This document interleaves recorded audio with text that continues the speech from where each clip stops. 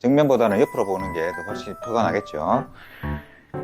옆으로 봤을 때 허리는 제가 누차 말하듯이 전만, 그러니까 뼈가 약간 앞으로 나오는 그런 느낌, 허리가 약간 완만하게 안으로 들어가야 됩니다. 그리고 목도 허리와 마찬가지로 약간 이렇게 커브가 앞으로 약간 나오는 게 좋습니다. 이 자세로 이렇게 보통 이렇게 걸으면 이게 정자세인데요. 근데 보통 걷다 보면 이렇게 되지는 않죠. 사람들이 걷다 보면 뭐 스마트폰을 보든지 이렇게 걷다 보면 굽혀집니다. 허리도 그렇고 목도 그렇고. 그래서 오늘의 주제가 저절로 걸으면서 자세를 바르게 하는 거니까 큰 노력 없이 저절로 척추가 올바르게 걸을 수 있는 방법을 알려드리도록 하겠습니다. 아주 쉽습니다. 자, 일단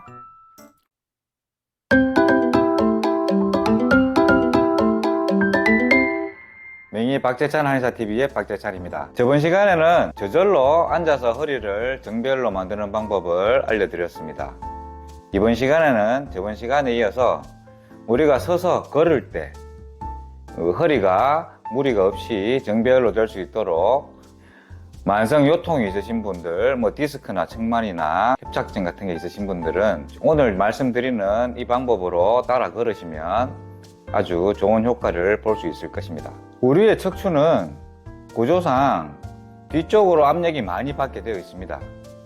무슨 말인가 하면 우리가 운동을 할 때나 이 움직임 자체가 이 앞으로 굽히는 게 뒤로 이렇게 제끼는 것보다 운동 가동력이 훨씬 더 넓습니다. 고개도 마찬가지고 허리도 마찬가지고. 그렇다면 우리가 이 척추의 어떤 배열 자체가 쉽게 비유하자면 이 뼈가 이렇게 풀을 하자면 이 벽돌처럼 쌓인 게 척추거든요. 벽돌처럼 쌓여 있는데 그 사이에 이 어떤 좀 작고 이렇게 단단한 풍선, 뭐 젤리가 들어간 풍선 같은 것들이 그 사이에 이렇게 놓여져 있는 게 바로 척추라고 보시면 됩니다. 그렇다면 이 뼈하고 뼈가 뭐 이렇게 자기들끼리 있으면 이 마모도 잘 되고 뭐 통증이 많겠죠. 이 가동력도 많이 줄어들고. 그래서 그 사이에 쿠션처럼 있는 게 바로 디스크인데 이 디스크가 풍선처럼 이렇게 부풀어 오르기도 하고 터지기도 하고 그렇습니다.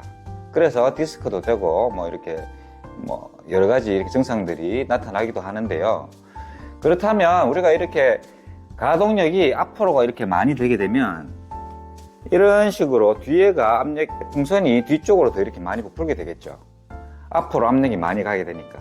그래서 그쪽으로 후방 쪽으로 보통은 많이 이 디스크라든지 이 척추가 많이 상하게 됩니다.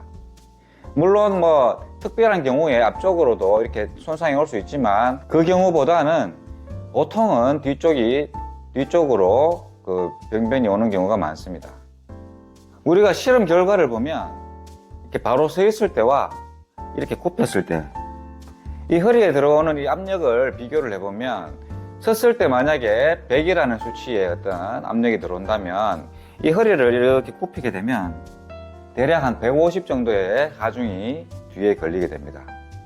그렇다면 이 우리가 터지기 쉬운 풍선, 이 디스크를 보호하기 위해서는 이 앞으로 굽히는 이런 행위를 조금 더 가급적이면 일상생활에서도 조금 자제하는 게 좋겠습니다. 무거운 걸 들 때도 허리를 굽혀서 든다기보다는 이렇게 앉아서 허리는 좀 세우고 들고 일어서시는 걸 권해드리고요. 걸어 다닐 때도 허리를 조금 세워서 이렇게 다니시는 게 좋겠습니다. 하지만 우리가 걷다 보면 자신도 모르게 이렇게 허리가 이렇게 앞으로, 목도 앞으로 이렇게 구부러지는 것을 알 수가 있는데요. 오늘의 주제는요, 우리가 자신도 모르게 이렇게 앞으로 구워지는 척추에, 그래서 이 뒤쪽으로 압력을 많이 가하는 이 동작을 저절로 압력이 덜 가해지는 자세로 바꾸는 것이 오늘의 핵심입니다. 저번에도 제가 말씀드렸다시피 이 허리와 이 목은 앞으로 튀어나와야 됩니다. 척추는. 그래서 배를 살짝 앞으로, 목도 살짝 앞으로, 이런 자세가 턱은 좀 당기는 게 좋습니다만 배는 조금 앞으로, 목도 약간 앞으로, 이 척추 자체가 완만한 커브를 뒤쪽으로 이렇게 하는 것이 가장 좋은 자세입니다.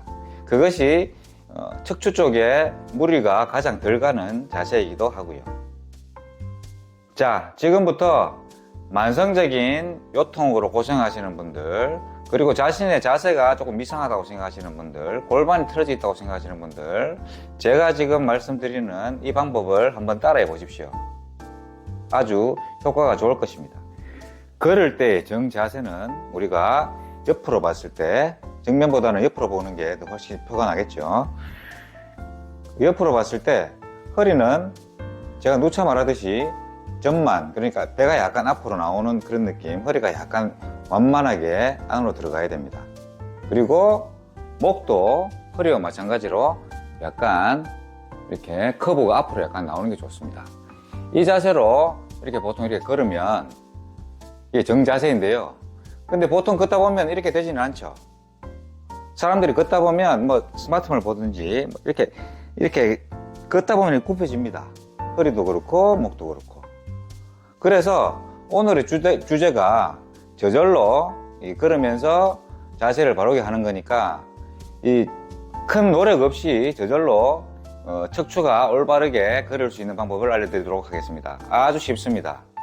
자, 일단 우리가 보통 걸을 때 이 자세라고 한다면 이 뒷짐을 지겠습니다. 뒷짐을 지는데 그냥 우리가 이런 식으로 뒷짐을 지면 끝에 뒷짐을 지게 되면 이 허리가 앞으로 굽기 쉽습니다. 그래서 조금 더 가슴을 조금 더 펴주는 의미에서 이 반대편 손목을 잡습니다. 손목을 잡으면 가슴이 훨씬 더 많이 펴지는 걸 알 수 있습니다. 가슴이 많이 펴지면서 허리도 굽히기가 쉽지가 않습니다. 그러면 이 자세로 걸으시면 약간 이렇게 배도 나오고 목도 약간 뒤로 젖히는 이 자세로 걸으시면 자연스럽게 이 정배열이 되면서 척추가 정배열이 되면서 정자세로 걸을 수 있게 됩니다.